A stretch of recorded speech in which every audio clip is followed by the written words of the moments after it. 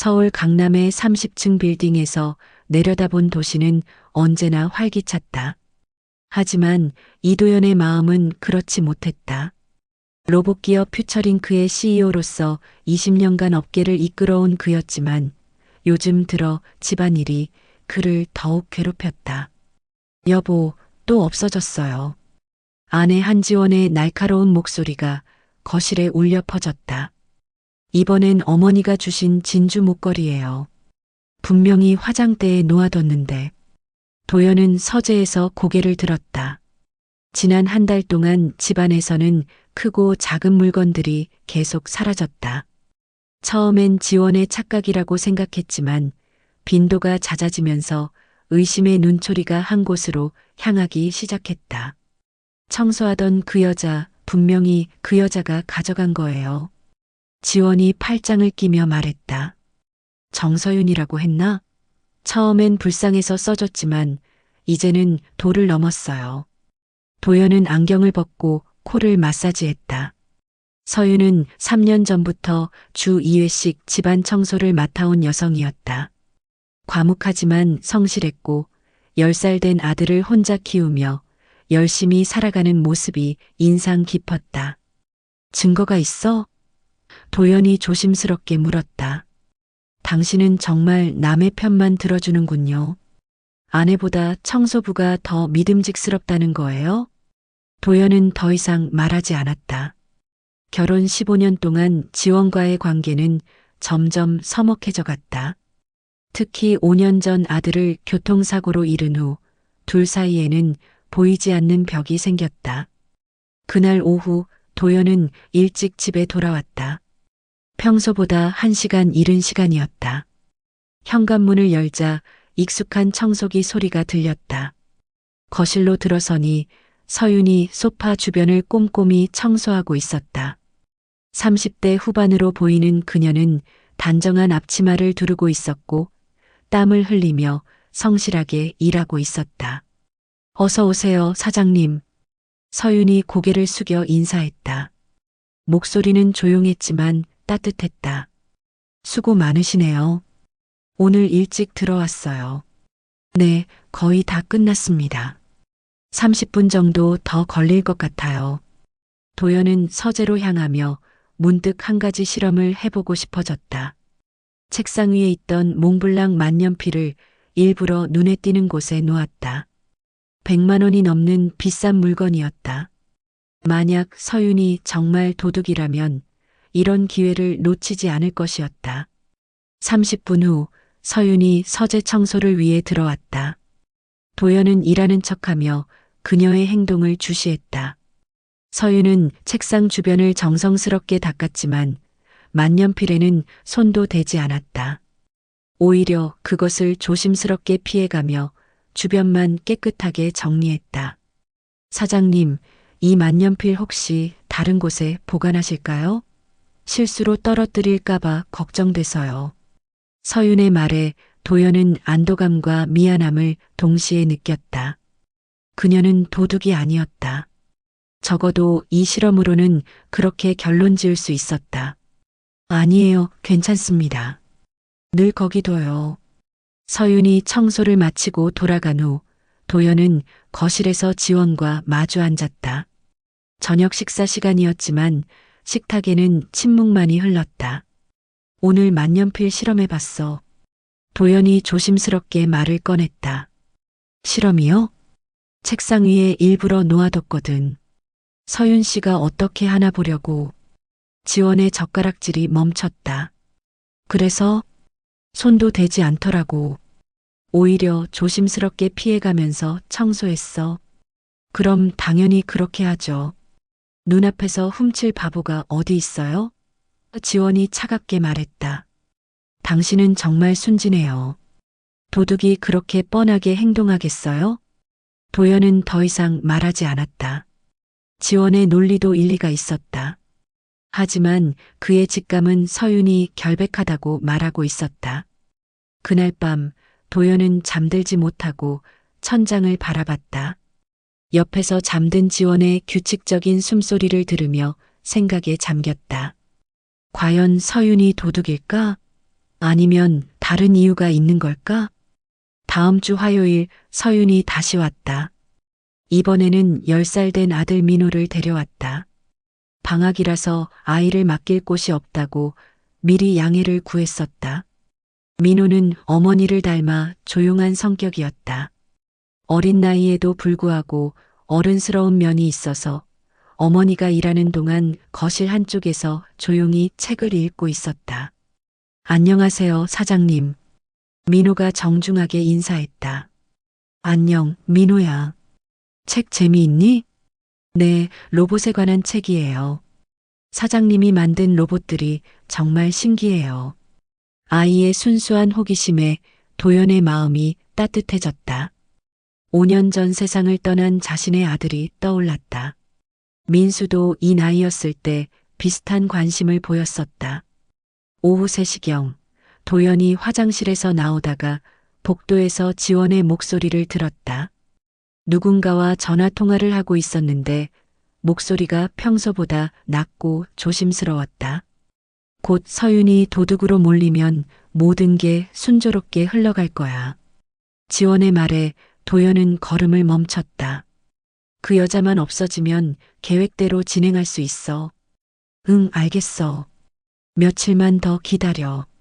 도연의 가슴이 쿵쾅거렸다. 방금 들은 말이 무슨 뜻일까? 설마 지원이 의도적으로 서윤을 모함하고 있는 건 아닐까? 그때 작은 발소리가 들렸다. 돌아보니 민호가 서 있었다. 아이의 얼굴은 창백했고 눈에는 두려움이 가득했다. 민호야. 사장님, 방금 아줌마가 한 말. 민호의 목소리가 떨렸다. 우리 엄마를 도둑이라고. 도연은 무릎을 굽혀 아이와 눈높이를 맞췄다. 민호야, 걱정하지 마. 아저씨가 알아볼게. 엄마는 절대 그런 분이 아니에요. 엄마는 바른 사람이에요.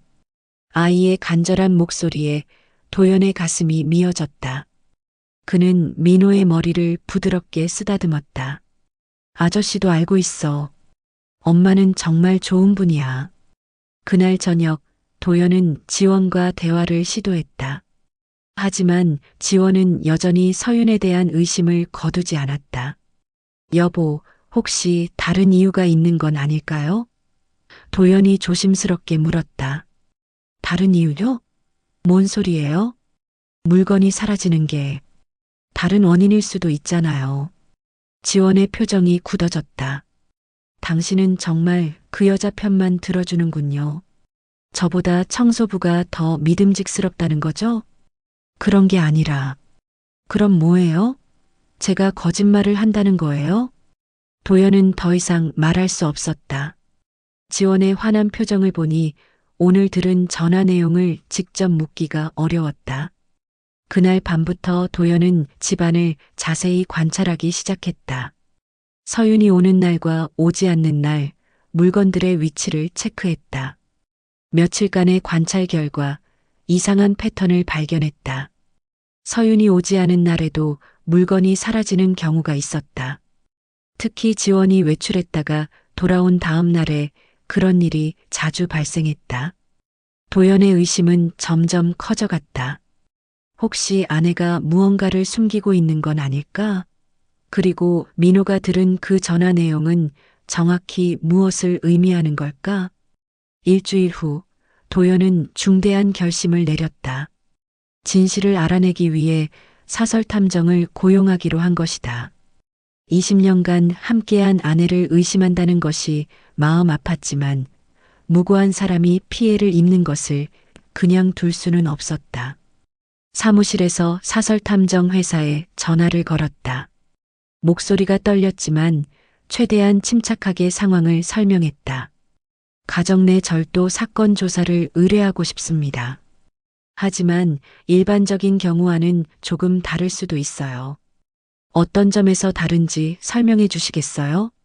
도연은 잠시 망설였다. 의심되는 사람이 제 아내일 수도 있습니다. 전화기 너머로 침묵이 흘렀다. 이런 케이스는 탐정에게도 낯선 일이었을 것이다. 자세한 건 만나서 이야기하시죠. 내일 오후에 시간 되세요? 도연은 약속을 잡고 전화를 끊었다. 가슴이 무거웠다. 결혼 15년 만에 아내를 조사해야 하는 상황이라니. 하지만 진실을 알아야 했다. 서윤과 민호를 위해서라도. 그날 저녁 집에 돌아가는 길에 도연은 깊은 생각에 잠겼다. 만약 정말 지원이 서윤을 모함하고 있다면 그 이유는 무엇일까? 단순한 질투심 때문일까?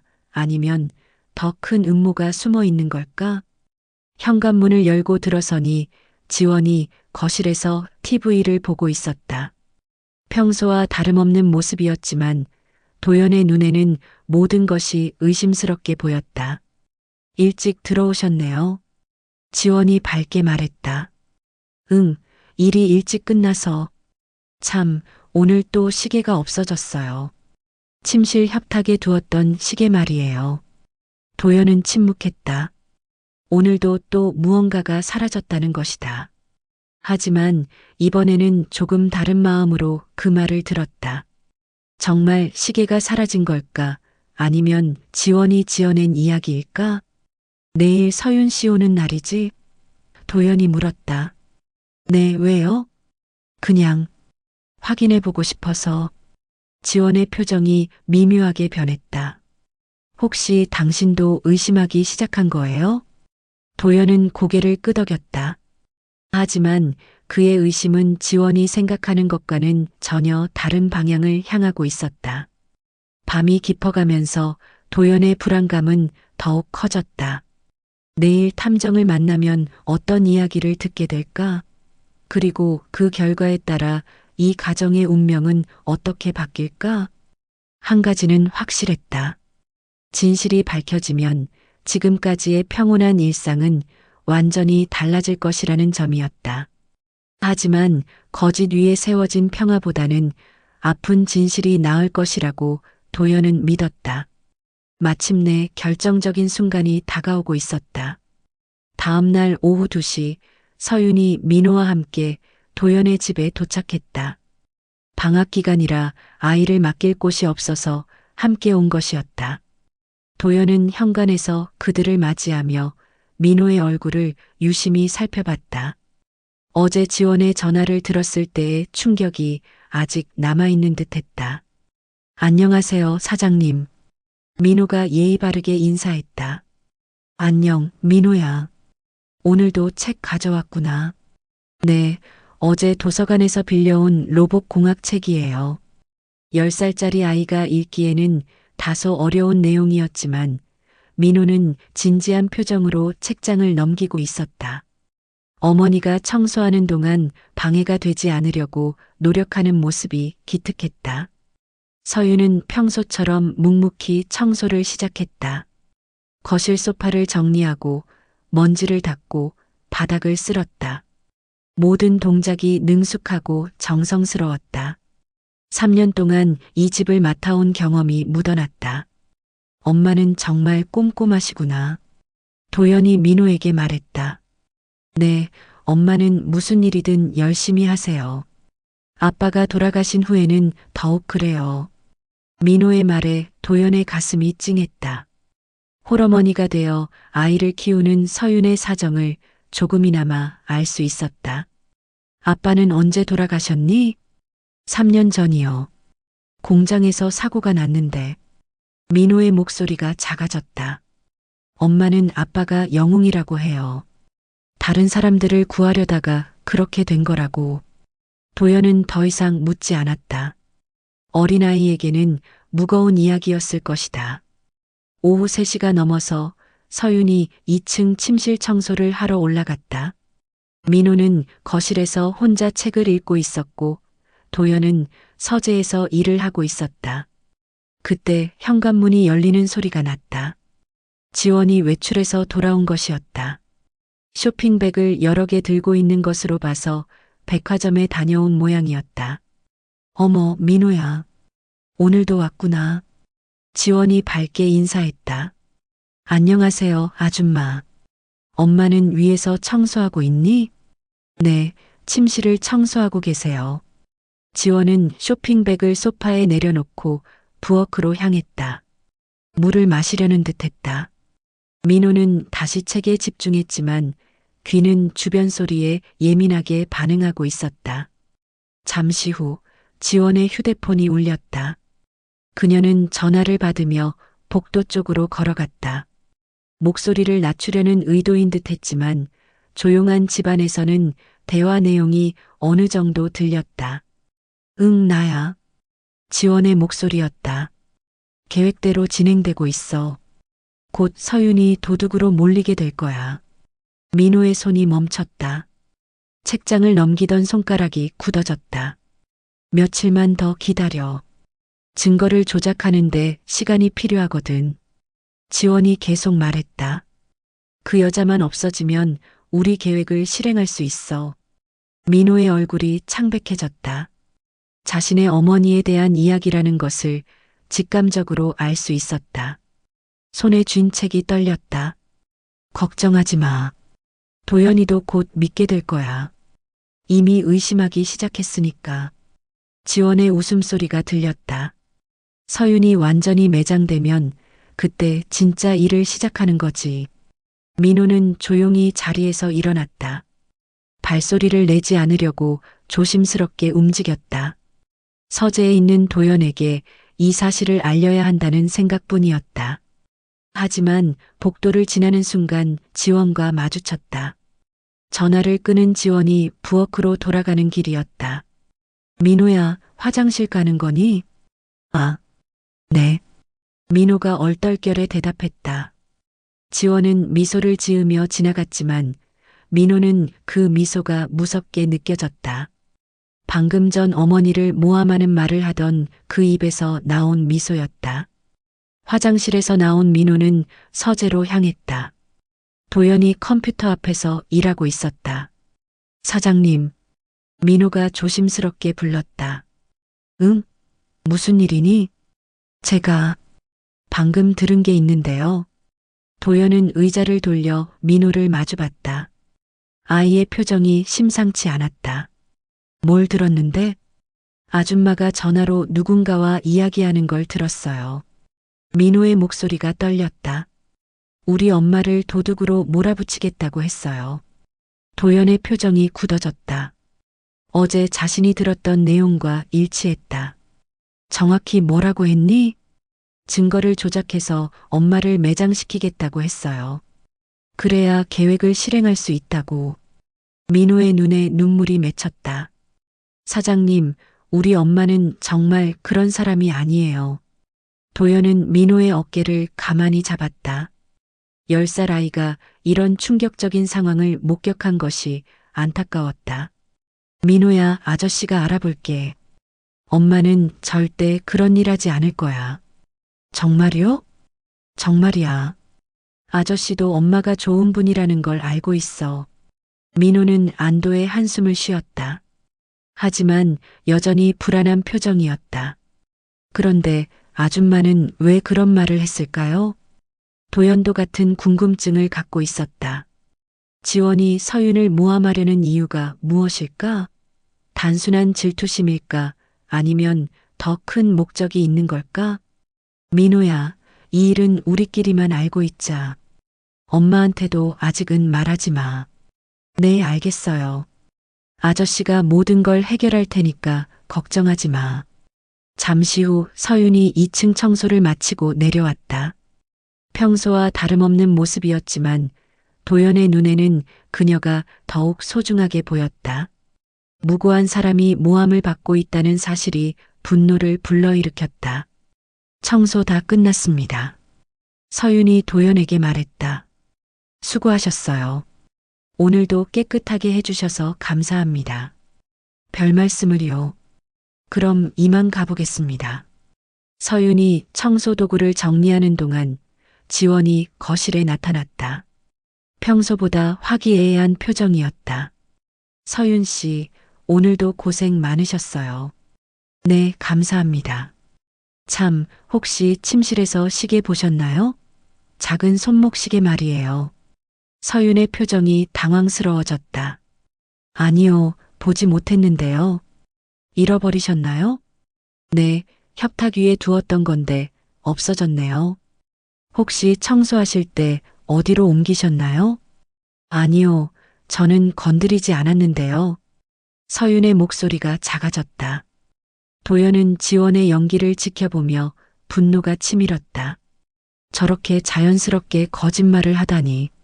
하지만 아직은 참아야 했다. 확실한 증거가 필요했다. 아, 그럼 제가 잘못 본 걸까요? 지원이 일부러 의심스러운 표정을 지었다. 요즘 자꾸 물건이 없어져서. 서윤은 더 이상 말하지 못했다. 억울한 표정이었지만 변명하지도 않았다. 그저 조용히 고개를 숙일 뿐이었다.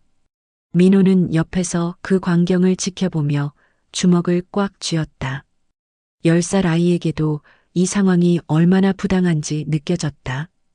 그럼 저희는 이만 가보겠습니다. 서윤이 민호의 손을 잡으며 말했다. 네, 조심히 가세요. 서윤과 민호가 현관문을 나서는 순간 민호가 뒤를 돌아보며 도연과 눈을 마주쳤다. 그 눈빛에는 간절함이 담겨 있었다. 어머니를 지켜달라는 무언의 부탁이었다. 도연은 작게 고개를 끄덕였다. 약속의 표시였다. 서윤과 민호가 떠난 후 도연은 지원을 마주봤다. 아내의 얼굴에는 만족스러운 미소가 떠올라 있었다. 봤죠? 또 시계가 없어졌어요. 지원이 승리감을 감추지 못하며 말했다. 그래서 서윤 씨가 가져갔다고 확신하는 거야? 당연하죠. 이렇게 자주 없어질 리가 있나요? 분명히 그 여자가. 도연은 더 이상 듣고 싶지 않았다. 서재로 들어가며 문을 닫았다. 내일 사설 탐정을 만나서 본격적인 조사를 시작해야겠다고 다짐했다. 그날 밤 도연은 잠들지 못하고 민호의 말을 되새겼다. 증거를 조작해서 엄마를 매장시키겠다. 지원의 계획이 무엇인지 알아내야 했다. 그리고 그 뒤에 숨어 있는 진짜 목적도. 한편 집으로 돌아가는 길에 민호는 어머니의 손을 꼭 잡고 있었다. 엄마, 걱정하지 마세요. 응? 무슨 걱정? 그냥 우리가 잘 살 수 있을 거라는 얘기예요. 서윤은 아들의 말에 웃었지만 마음 한편으로는 불안했다. 오늘 지원의 시선이 평소보다 차갑게 느껴졌기 때문이었다. 하지만 아들 앞에서는 걱정스러운 기색을 내비치지 않으려 노력했다. 엄마는 민호만 있으면 아무것도 무섭지 않아. 저도 엄마만 있으면 괜찮아요. 모자는 서로의 손을 꼭 잡고 집으로 향했다. 앞으로 어떤 시련이 기다리고 있을지 모르지만 함께라면 이겨낼 수 있을 것이라고 믿었다. 하지만 도연은 알고 있었다. 이제 진짜 싸움이 시작될 것이라는 사실을. 진실을 밝혀내기 위한 험난한 여정이 그들을 기다리고 있었다. 다음 날 오후 4시 도연은 강남역 근처의 한 카페에서 사설탐정 김수진을 만났다. 40대 중반의 차분한 인상을 가진 여성이었다. 20년간 경찰로 일하다가 몇 년 전 사설탐정 사무소를 차린 베테랑이었다. 말씀하신 내용이 상당히 복잡하네요. 김수진이 메모를 정리하며 말했다. 아내분이 청소부를 모함하고 있다고 의심하시는 건가요? 네, 정확히는 그렇습니다. 도연이 어제와 오늘 있었던 일들을 자세히 설명했다. 민호가 들은 전화 내용까지 포함해서. 흥미롭네요. 보통은 청소부가 물건을 훔쳤다고 의심하는 케이스가 대부분인데 정반대 상황이군요. 김수진은 펜을 돌리며 생각에 잠겼다. 아내분의 행동 패턴을 자세히 조사해 봐야겠어요. 특히 외출 시간과 장소, 만나는 사람들을 파악하는 게 중요합니다. 얼마나 걸릴까요? 일주일 정도면 기본적인 패턴은 파악할 수 있을 것 같습니다. 다만 한 가지 부탁이 있어요. 말씀하세요. 절대 평소와 다르게 행동하시면 안 됩니다. 아내분이 눈치채면 증거를 인멸할 수 있거든요. 도연은 고개를 끄덕였다.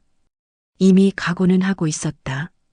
그런데 사장님, 혹시 아내분이 이런 짓을 하는 이유에 대해 짐작하시는 게 있나요? 도연은 잠시 망설였다. 솔직히 잘 모르겠어요. 단순히 청소부가 마음에 안 든다고 이럴 리는 없을 텐데. 그렇다면 더 큰 목적이 있을 가능성이 높습니다. 청소부를 내쫓는 게 최종 목표가 아니라 그 다음 단계가 있다는 거죠. 김수진의 말에 도연은 등골이 오싹해졌다. 지원이 무슨 계획을 세우고 있는 걸까? 그날 저녁 집에 돌아간 도연은 평소처럼 행동하려고 노력했다. 지원과 저녁을 먹으며 일상적인 대화를 나눴다. 오늘 회사는 어땠어요? 지원이 물었다. 그럭저럭이야. 새로운 프로젝트 때문에 바빠서 로봇 기술도 참 빨리 발전하네요. 요즘 뉴스 보면 사람 일자리를 다 뺏을 것 같던데. 도연은 젓가락질을 멈췄다. 평소에 지원이 자신의 일에 관심을 보인 적이 거의 없었는데 오늘따라 왜 이런 말을 할까? 아직은 그 정도까지는 아니야. 로봇은 사람을 대체하는 게 아니라 보완하는 역할이거든. 그래도 회사 가치는 계속 올라가잖아요. 주식도 많이 올랐다면서요? 또 다른 이상한 질문이었다. 지원이 언제부터 회사 주식에 관심을 가졌을까? 응, 그래. 작년보다는 많이 올랐어. 회사 지분은 사장님이 얼마나 갖고 계신 거예요? 이번에는 정말 노골적인 질문이었다. 도연은 지원을 주의 깊게 바라봤다. 왜 갑자기 그런 걸 물어? 그냥 궁금해서요. 우리 재산이 얼마나 되는지도 모르고 살면 안 되잖아요. 지원의 대답은 그럴듯했지만 도연의 직감은 다른 의도가 있다고 말하고 있었다. 70% 정도 갖고 있어. 나머지는 투자자들과 직원 스톡 옵션이고. 그럼 정말 많은 돈이네요. 회사를 팔면 얼마나 될까요? 팔 생각은 없어. 내가 평생 키워온 회사인데. 지원의 표정이 미묘하게 변했다. 실망한 듯한 표정이었다. 물론 그렇죠. 제가 쓸데없는 소리를 했네요. 하지만 도연은 놓치지 않았다. 지원의 눈빛에서 무언가 계산하는 듯한 기색을 봤다. 식사를 마친 후 도연은 서재에 들어가 회사 관련 서류들을 점검했다. 혹시 지원이 접근할 수 있는 중요한 문서가 있나 확인해 보려는 것이었다. 서류 정리를 하던 중 이상한 점을 발견했다. 지분 이전 관련 서류가 제자리에 없었다. 분명히 금고에 넣어뒀는데 책상 위에 나와 있었다. 누군가 봤다는 얘기였다. 도연의 가슴이 쿵쾅거렸다. 설마 지원이? 다음 날 김수진에게서 첫 번째 보고가 왔다. 사장님, 흥미로운 사실을 발견했습니다. 무엇인가요? 아내분이 어제 강남의 한 오피스텔을 방문했어요. 그곳에서 1시간 정도 머물렀는데 함께 있던 사람이 있었습니다. 도연의 심장이 빨라졌다. 누구였나요? 강재훈이라는 사람이에요. 사업가라고 하는데 정확한 업종은 파악 중입니다. 그런데 이상한 게 김수진이 잠시 말을 멈췄다. 이 사람 과거에 여러 기업 인수합병 관련해서 브로커 역할을 했던 이력이 있어요. 그것도 적대적 인수 쪽으로. 도연의 얼굴이 창백해졌다. 적대적 인수라니. 혹시 우리 회사와 관련이 있을까요? 아직 확실하지는 않지만 가능성이 높습니다. 더 조사해 보겠습니다. 전화를 끄는 도연은 한동안 멍하니 앉아 있었다. 지원이 단순히 서윤을 모함하는 게 아니라 회사까지 노리고 있다는 뜻일까? 그날 오후 서윤이 다시 청소를 하러 왔다. 이번에도 민호와 함께였다. 아이는 어제보다 더 조심스러운 모습이었다. 안녕하세요, 사장님. 민호가 인사했지만 목소리에 긴장이 섞여 있었다. 응, 민호야. 오늘은 무슨 책 가져왔니? 컴퓨터 프로그래밍 책이요. 나중에 사장님 같은 사람이 되고 싶어서요. 도연의 마음이 따뜻해졌다. 이런 순수한 아이와 성실한 어머니를 지켜주겠다는 결심이 더욱 굳어졌다. 서윤이 청소를 시작한 지 30분쯤 지났을 때 지원이 외출해서 돌아왔다. 손에는 쇼핑백과 함께 큰 봉투를 들고 있었다. 어머, 서윤 씨. 오늘도 와주셨네요. 네, 안녕하세요. 지원은 평소보다 더 밝은 표정이었다. 무언가 좋은 일이 있었다는 듯한 기분이었다. 민호야, 아줌마가 과자 사왔어. 먹을래? 감사하지만 괜찮아요. 민호가 정중하게 거절했다. 지원은 부엌으로 가서 쇼핑한 물건들을 정리하기 시작했다. 그런데 잠시 후 큰 소리가 났다. 어머, 이게 뭐야? 지원의 당황한 목소리에 모두가 부엌으로 몰려갔다. 지원이 쇼핑백에서 비싼 목걸이를 꺼내고 있었다.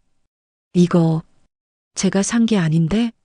지원이 목걸이를 들며 말했다. 분명히 화장품만 샀는데. 서윤과 민호는 당황한 표정으로 서 있었다. 도연도 상황을 파악하지 못하고 있었다. 혹시 점원이 실수로 넣어준 건 아닐까? 서윤이 조심스럽게 말했다. 아니에요.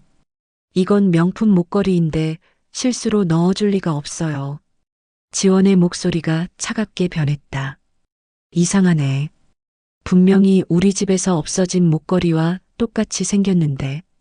순간 모든 사람이 침묵에 빠졌다. 지원이 무슨 말을 하려는지 짐작할 수 있었다. 설마. 지원이 서윤을 의심스럽게 바라봤다. 아니에요. 서윤이 급하게 손을 저었다. 저는 정말 모르는 일이에요. 그럼 어떻게 제 쇼핑백에 우리 집 목걸이가 들어있죠? 민호는 옆에서 그 광경을 보며 주먹을 꽉 쥐었다. 어제 들었던 지원의 전화 내용이 떠올랐다. 증거를 조작하겠다는 그 말이. 도연도 상황을 정확히 파악했다. 지원이 의도적으로 목걸이를 쇼핑백에 넣어서 서윤에게 누명을 씌우려는 것이었다. 잠깐요. 도연이 끼어들었다. 이 목걸이가 정말 우리 집 것인지 확인해 봐야겠네요. 무슨 말씀이세요? 분명히 제가 가지고 있던 거예요. 그럼 구매 영수증이나 보증서가 있을 거 아니에요? 지원의 표정이 당황스러워졌다. 그건 오래된 거라서. 아무튼 지금 당장 결론 내리지 말고 차근차근 알아봅시다. 도연의 개입으로 일단 상황은 정리되었지만 서윤의 얼굴은 창백했다. 아무리 결백하다고 해도 이런 의심을 받는 것 자체가 고통스러웠다. 엄마, 우리 집에 가요. 민호가 어머니의 손을 잡았다. 서윤과 민호가 급하게 집을 나간 후 도연은 지원과 단둘이 남았다. 여보, 방금 그건 좀 심했던 것 같아요. 심했다고요? 제 물건이 남의 가방에서 나왔는데? 하지만 확실한 증거도 없이. 증거요? 지원의 목소리가 날카로워졌다.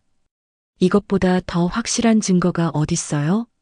도연은 더 이상 말하지 않았다. 지금 여기서 지원과 정면 대결을 벌이기에는 아직 증거가 부족했다. 그날 밤 김수진에게서 추가 연락이 왔다. 사장님, 중요한 정보를 입수했습니다. 무엇인가요? 강재훈이라는 사람, 현재 중국계 투자회사와 손잡고 한국의 로봇 기업들을 인수하려는 프로젝트를 진행 중이에요. 도연의 혈압이 오르는 것 같았다. 그리고 타깃 기업 리스트에 사장님 회사가 1순위로 올라가 있습니다. 그럼 지원이. 네, 아내분이 내부 정보를 제공하고 있을 가능성이 매우 높습니다. 특히 사장님의 개인정보나 회사 지분 구조 같은 것들 말이에요. 도연은 천장을 올려다봤다. 15년을 함께 산 아내가 자신을 배신하고 있다는 현실이 믿어지지 않았다. 더 조사해서 확실한 증거를 잡아야겠네요. 이미 진행 중입니다. 며칠만 더 시간을 주세요. 전화를 끊은 도연은 서재에서 나와 거실로 갔다. 지원은 TV를 보며 태연하게 앉아 있었다. 마치 아무 일도 없었다는 듯이. 여보, 내일부터 며칠 출장 가야 할 것 같아요. 도연이 말했다. 출장이요? 갑자기 긴급한 프로젝트가 생겨서 일주일 정도 걸릴 것 같은데. 지원의 눈이 번뜩였다. 그럼 집을 비우시는 거네요? 응, 미안해. 혼자 있기 심심하겠지만. 괜찮아요. 저도 할 일이 있어서. 지원의 대답에서 도연은 뭔가 계획이 있다는 것을 느꼈다. 아마 자신이 없는 사이에 본격적으로 움직일 생각인 것 같았다. 하지만 도연의 출장은 거짓이었다. 김수진과 함께 지원의 행동을 더 자세히 감시하기 위한 작전이었다. 진실을 밝혀낼 때가 다가오고 있었다. 도연이 출장을 떠난다고 한 다음 날 아침, 김수진은 지원의 집 근처에서 감시를 시작했다. 오전 9시 지원이 평소보다 화려하게 차려입고 집을 나섰다. 검은색 원피스에 명품 가방을 든 모습이 어딘가 중요한 약속이 있는 듯했다. 지원은 택시를 타고 강남으로 향했다. 김수진도 뒤를 따랐다. 목적지는 30층짜리 오피스텔이었다. 지원은 망설임 없이 엘리베이터를 타고 15층으로 올라갔다. 김수진은 로비에서 기다리며 건물 출입 기록을 확인했다. 15층 1503호에는 글로벌 컨설팅이라는 회사가 있었다. 하지만 인터넷 검색 결과 실체가 없는 유령 회사였다. 1시간 후 지원이 강재훈과 함께 나타났다. 두 사람은 친밀한 모습으로 대화를 나누며 근처 카페로 향했다. 김수진은 멀리서 그들을 관찰했다. 계획대로 잘 되고 있어. 강재훈의 목소리가 들렸다. 서윤이라는 여자는 이제 완전히 도둑으로 몰렸으니까. 네, 어제 쇼핑백에 목걸이 넣어두는 작전이 성공했어요. 지원이 만족스럽게 말했다. 남편도 의심하기 시작했고, 김수진은 휴대폰으로 은밀하게 녹음을 시작했다. 그런데 이제 본격적으로 움직여야 해. 도연이 출장 간 사이에 서류 작업을 끝내자. 강재훈이 서류 봉투를 건넸다. 이걸 도연이 서명하게 해야 해. 지분 이전 계약서군요. 지원이 서류를 확인했다. 하지만 남편이 쉽게 서명할까요? 그래서 위조하는 거지. 당신이 평소에 연습한 서명으로. 강재훈이 웃으며 말했다. 이미 중국 투자자들은 대기 중이야. 계약만 성사되면 당신 몫으로 10억은 보장되어 있어. 지원의 눈이 반짝였다. 정말 10억이요? 물론이지. 퓨처링크 같은 회사는 중국에서 목말라 하는 기술이거든. 로봇 AI 기술을 손에 넣으면 군사적으로도 쓸 수 있고. 김수진은 충격적인 내용을 듣고 있었다. 단순한 부부 갈등이 아니라 국가기술 유출까지 관련된 사안이었다. 그런데 서윤이라는 여자는 어떻게 할 거예요? 지원이 물었다. 완전히 매장시켜야지. 절도죄로 고발해서 전과자로 만들어버리면 돼. 그러면 앞으로 어디서도 일할 수 없을 거야. 아들도 있던데. 상관없어. 우리 일에 방해되는 존재들은 모두 제거하는 거야. 김수진은 분노가 치밀어 올랐다. 무고한 모자를 이렇게 해치려 하다니. 두 사람의 대화가 끝난 후 김수진은 즉시 도연에게 연락했다. 사장님, 긴급 상황입니다. 지금 당장 만나야겠어요. 1시간 후 도연과 김수진은 한적한 카페에서 만났다. 김수진은 녹음 파일을 들려주며 상황을 설명했다. 도연의 얼굴은 점점 굳어졌다. 아내가 자신을 배신하는 것도 충격이었지만 국가기술을 팔아넘기려 한다는 사실이 더욱 경악스러웠다. 이제 어떻게 해야 할까요? 도연이 떨리는 목소리로 물었다. 경찰에 신고해야 합니다. 하지만 현행범으로 잡아야 더 확실한 증거를 확보할 수 있어요. 현행범이요? 위조 서명을 하는 순간을 포착하는 겁니다. 그때 경찰이 들이닥치면 변명할 여지가 없죠. 도연은 깊은 숨을 쉬었다. 15년을 함께 산 아내를 경찰에 신고한다는 것이 현실로 다가왔다. 언제 실행할까요? 내일 오후가 좋을 것 같습니다. 지원 씨가 집에서 서류 작업을 할 예정이거든요. 그날 밤 도연은 호텔에서 잠을 설쳤다. 내일이면 모든 것이 끝날 것이다. 지원과의 결혼 생활도 평온했던 일상도. 하지만 서윤과 민호를 지키기 위해서는 어쩔 수 없는 선택이었다. 다음 날 오후 2시 지원은 집 서재에서 서류를 펼쳐놓고 있었다. 도연의 서명을 위조하기 위해 여러 번 연습하고 있었다. 강재훈도 함께 있어서 옆에서 지켜보고 있었다. 좀 더 자연스럽게 써야 해. 필적 감정에 걸리면 안 되니까. 강재훈이 조언했다. 네, 알겠어요. 지원이 다시 서명을 연습했다. 그런데 도연이 돌아와서 이상하게 생각하지 않을까요? 괜찮아. 서류는 이미 법무팀에 제출될 예정이야. 도연이 알아차렸을 때는 이미 늦었을 거고. 지원이 마침내 완벽한 서명을 완성했다. 지분 이전 계약서에 도연의 이름을 또박또박 써넣었다. 좋아, 이제 됐어. 강재훈이 만족스럽게 말했다. 이제 이 서류만 제출하면. 그때 현관문이 벌컥 열렸다. 경찰입니다. 갑작스러운 상황에 지원과 강재훈은 얼어붙었다. 경찰 5명이 서재로 들어와 그들을 둘러쌌다. 지금 뭐 하고 계신 건가요? 경찰이 책상 위의 서류를 확인했다. 이건 그냥. 지원이 당황하며 변명하려 했지만 이미 늦었다. 서명 위조 현장을 목격했습니다. 체포합니다. 수갑이 채워지는 순간 지원은 도연이 서재 문 앞에 서 있는 것을 봤다. 남편의 차가운 시선이 자신을 내려다보고 있었다. 당신이 신고한 거예요? 지원의 목소리가 떨렸다. 도연은 대답하지 않았다. 그저 슬픈 표정으로 아내를 바라볼 뿐이었다. 왜 이런 짓을 했어, 지원아? 돈 때문이에요. 지원이 소리쳤다. 당신은 회사 일만 신경 쓰고 저는 항상 뒷전이었잖아요. 아들도 잃고 이 집에서 혼자 썩어가고 있었다고요. 그래서 나라의 기술을 팔아넘기려 했다는 거야? 지원은 더 이상 대답하지 못했다. 변명의 여지가 없었다.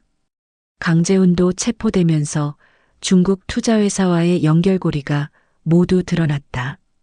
수개월간 진행되어 온 거대한 음모의 전모가 밝혀진 것이었다. 그날 저녁 도연은 서윤의 집을 찾아갔다. 작은 투룸 아파트였지만 깔끔하게 정리되어 있었다. 서윤은 도연을 보고 깜짝 놀랐다. 사장님? 어떻게 여기까지? 할 말이 있어서 왔어요. 거실에 앉은 도연은 지난 며칠간 일어난 모든 일을 설명했다. 지원의 배신, 음모, 그리고 체포까지. 서윤의 눈에서 눈물이 흘렀다. 그럼 저는 완전히 무고합니다. 저희가 잘못했어요. 정말 죄송합니다. 민호도 옆에서 듣고 있다가 어머니를 꼭 안았다. 엄마, 이제 괜찮아요. 사장님이 우리를 믿어주셨어요. 도연은 주머니에서 봉투를 꺼냈다. 이건 그동안의 정신적 피해에 대한 보상금입니다. 그리고 도연이 잠시 말을 멈췄다. 서윤 씨, 사실 당신 남편에 대해서도 조사해 봤어요. 서윤의 표정이 굳어졌다. 남편이 돌아가신 사고. 그게 정말 사고가 아니었어요. 무슨 말씀이세요? 정우성 씨는 회사의 안전규정 위반을 내부 고발하려고 했어요. 하지만 그 회사가 바로 강재훈과 연결된 곳이었죠. 그들이 사고로 위장해서. 서윤이 손으로 입을 막았다. 남편의 죽음에 대한 진실을 처음 알게 된 것이었다. 그러니까 우성 씨는 정의로운 일을 하다가 희생된 겁니다. 영웅이 맞아요. 민호가 눈물을 흘리며 말했다. 역시 아빠는 영웅이었어요. 도연은 자리에서 일어났다. 앞으로 회사에서 일하실 생각 없으세요? 청소가 아니라 정식 직원으로. 저 같은 사람이 그런 곳에서 일할 수 있을까요? 물론입니다. 성실함과 정직함이 가장 중요한 자격이거든요. 그날 밤 도연은 집으로 돌아왔다.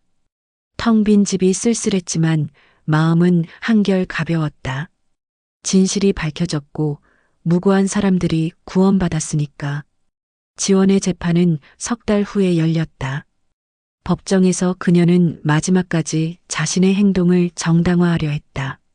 남편에게 무시당하고 소외당한 30년이 저를 이렇게 만들었습니다. 하지만 판사는 엄중한 표정으로 선고했다. 피고인의 행위는 개인적 원한을 넘어 국가 기밀 유출이라는 중대한 범죄입니다. 징역 7년을 선고합니다. 강재우는 10년형을 받았다. 도연은 법정을 나서며 깊은 한숨을 쉬었다. 이제 정말로 모든 것이 끝났다. 하지만 동시에 새로운 시작이기도 했다. 진실 위에 세워진 새로운 인생의 시작 말이다. 재판이 끝난 지 한 달 후, 도연은 서윤을 만나기 위해 그녀의 집을 찾았다. 이번에는 공식적인 제안을 하러 온 것이었다. 사장님, 무슨 일로 오셨나요? 서윤이 차를 내오며 물었다. 약속드린 대로 회사 일자리 제안을 하러 왔어요. 도연은 서류 봉투를 꺼내며 설명을 시작했다. 총무팀 과장 자리입니다. 회사 전반적인 관리 업무를 맡게 될 텐데 서윤 씨의 꼼꼼함과 성실함이 딱 맞을 것 같아서요. 서윤의 눈이 커졌다. 과장이요? 저 같은 사람이 그런 중요한 자리를 충분히 할 수 있어요. 그리고 이것도 보세요. 도연이 또 다른 서류를 꺼냈다. 정우성 기념재단 설립 계획서입니다. 재단이요? 네, 산업 안전과 내부 고발자 보호를 위한 재단이에요. 남편분의 뜻을 이어가고자 합니다. 서윤의 눈에서 눈물이 흘렀다. 남편의 이름으로 재단이 만들어진다니 꿈에도 생각하지 못한 일이었다. 재단 운영도 서윤 씨가 맡아주셨으면 합니다. 누구보다 그 의미를 잘 아시니까요. 민호가 옆에서 듣고 있다가 말했다.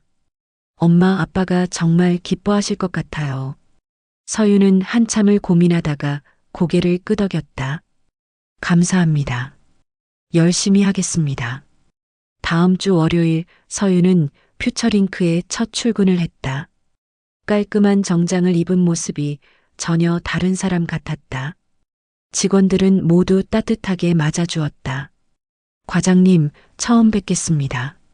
젊은 직원이 인사했다. 잘 부탁드립니다. 서윤이 정중하게 답했다. 도연은 서윤이 적응하는 모습을 지켜보며 뿌듯했다. 일주일도 안 되어 그녀는 업무를 완벽하게 파악했고 동료들의 신뢰도 얻었다. 한 달 후 정우성 기념재단 설립 기념식이 열렸다. 작은 규모였지만 의미 있는 자리였다. 산업안전 전문가들과 시민단체 관계자들이 참석했다.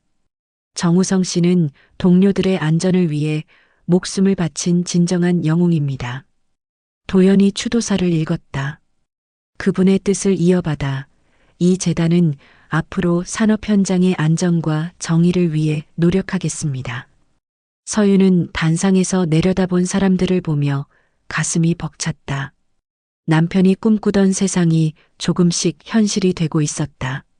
아빠, 엄마가 아빠 일을 계속하고 있어요. 민호가 작은 목소리로 중얼거렸다. 기념식이 끝난 후 도연과 서윤은 조용한 카페에서 차를 마셨다. 재단 운영이 생각보다 쉽지 않을 텐데 괜찮으시겠어요? 도연이 물었다. 힘들어도 해야 할 일이에요. 우성 씨의 뜻이니까요. 그래도 무리하지는 마세요. 민호도 챙겨야 하고. 서윤이 미소를 지었다. 민호는 요즘 공부에 푹 빠져 있어요. 나중에 사장님 같은 사람이 되겠다고 하더라고요. 그래요? 기특하네요.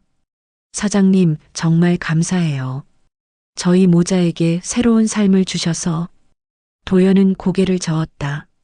제가 감사하죠. 서윤 씨 덕분에 진실을 알 수 있었고 회사도 지킬 수 있었으니까. 몇 달이 흘렀다.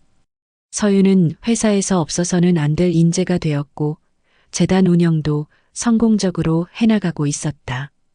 벌써 5건의 산업안전 고발 사건을 도왔고 관련 법안 개정에도 기여했다. 어느 토요일 오후 도연은 민호와 함께 한강공원을 걸었다. 서윤이 재단 업무로 바쁜 동안 아이를 돌봐주기로 한 것이었다. 사장님, 질문이 있어요. 민호가 말했다. 뭐든지 물어봐. 사장님은 왜 우리를 도와주셨어요?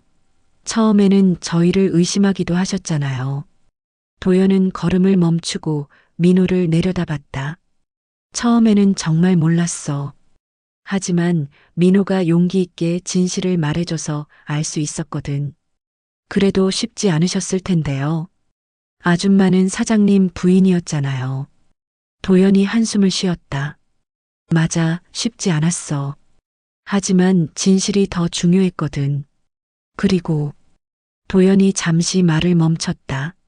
나도 아들이 있었어. 민호만한 나이에 교통사고로 세상을 떠났지. 민호의 표정이 놀란 듯 변했다. 그래서인지 민호를 보면 우리 민수가 생각나. 만약 민수가 살아있다면 민호처럼 의롭고 용감한 아이로 자랐을 거야. 그럼 저를 아들처럼 생각하시는 거예요? 도연이 민호의 머리를 쓰다듬었다. 그렇다면 기분이 나쁠까? 아니요. 저는 좋아요. 저도 사장님을 아빠처럼 생각하고 있었거든요. 두 사람은 미소를 지으며 다시 걸음을 옮겼다. 그해 연말, 퓨처링크는 최고의 성과를 기록했다. 지원과 강재훈의 방해 공작이 사라진 후 회사는 더욱 발전했다. 특히 윤리 경영으로 유명해져서 많은 기업들이 벤치마킹하러 왔다. 연말 파티에서 도연은 직원들 앞에서 감사 인사를 했다. 올해 우리 회사가 이룬 성과는 모두 여러분의 노력 덕분입니다. 특히 정직과 신뢰라는 가치를 지켜낸 것이 가장 큰 성과라고 생각해요. 박수 소리가 회의실을 가득 채웠다. 서윤도 직원들과 함께 박수를 치며 뿌듯한 표정을 지었다. 파티가 끝난 후 도연과 서윤, 민호는 함께 집으로 향했다. 도연은 새로 이사한 아파트에 살고 있었는데 서윤과 민호도 같은 단지에 집을 구했다. 오늘도 수고 많으셨어요. 서윤이 말했다. 서윤 씨도요. 재단 일까지 병행하느라 힘드시죠? 힘들지만 보람 있어요. 우성 씨가 꿈꾸던 세상을 만들어가고 있다는 생각이 들어서요. 집 앞에 도착해서 헤어지려는데 민호가 말했다. 사장님, 내일 일요일인데 같이 영화 볼까요? 가족 영화로요. 도연과 서윤이 서로를 바라봤다. 언제부터인가 그들은 자연스럽게 가족 같은 관계가 되어 있었다. 좋은 생각이네. 도연이 웃으며 대답했다. 다음 날 오후 세 사람은 영화관에서 영화를 보며 즐거운 시간을 보냈다. 팝콘을 나눠 먹고 함께 웃고 감동적인 장면에서는 같이 눈물을 흘렸다. 영화가 끝나고 나오는 길에 민호가 말했다. 우리 정말 가족 같아요. 서윤이 아들을 보며 미소 지었다. 그런가? 네, 사장님하고 엄마하고 저하고요. 도연과 서윤이 당황한 표정을 지었지만 민호의 순수한 말에 가슴이 따뜻해졌다. 몇 달 후 봄이 왔다. 정우성 기념재단은 첫 번째 장학금 수여식을 열었다. 산업 안전에 관심 있는 대학생들에게 장학금을 주는 프로그램이었다. 아빠의 뜻이 이렇게 많은 사람들에게 전해지고 있어요. 민호가 우성의 사진을 보며 말했다. 행사장에는 많은 사람들이 참석했다. 언론에서도 관심을 보여 재단의 활동이 널리 알려졌다. 정우성 씨의 희생이 헛되지 않았다는 것을 보여주는 뜻 깊은 자리입니다. 한 기자가 인터뷰했다.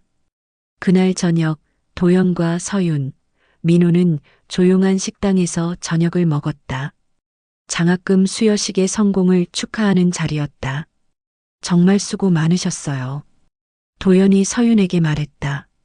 저 혼자 한 일이 아니에요. 사장님이 없었다면 불가능했을 일이죠. 민호가 갑자기 진지한 표정으로 말했다. 저 어른이 되면 아빠처럼 정의로운 사람이 될 거예요. 그리고 사장님처럼 다른 사람을 도와주는 사람도 되고 싶어요. 도연과 서윤이 감동한 표정으로 민호를 바라봤다. 분명히 그럴 수 있을 거야. 도연이 민호의 어깨를 두드렸다. 민호는 이미 용감하고 정직한 아이니까. 식사를 마치고 집으로 돌아가는 길, 세 사람은 나란히 걸었다. 따뜻한 봄바람이 불고 벚꽃이 흩날리고 있었다. 이런 날이 계속되었으면 좋겠어요. 서윤이 중얼거렸다. 계속될 거야. 도연이 확신에 찬 목소리로 말했다. 우리가 함께 만들어가는 거니까. 민호는 두 어른의 손을 하나씩 잡았다. 마치 진짜 가족처럼. 약속해요. 우리 셋이 계속 함께 있기로요. 도연과 서윤이 서로를 바라보며 미소 지었다. 말하지 않아도 같은 마음이라는 것을 알 수 있었다. 그렇게 그들의 새로운 가족이 시작되었다. 아픔과 시련을 함께 이겨낸 끝에 찾은 진정한 행복이었다. 정우성의 영정사진 앞에 놓인 꽃다발이 봄바람에 살랑거렸다. 마치 그도 하늘에서 축복하고 있는 것 같았다. 우성아, 고마워. 우리 가족을 지켜줘서. 서윤이 작은 목소리로 말했다. 새로운 시작이었다. 진실과 사랑 위에 세워진 아름다운 가족의 이야기가 이제 막 시작되는 것이었다. 오늘도 글을 들어주셔서 감사합니다. 행복한 하루 보내세요.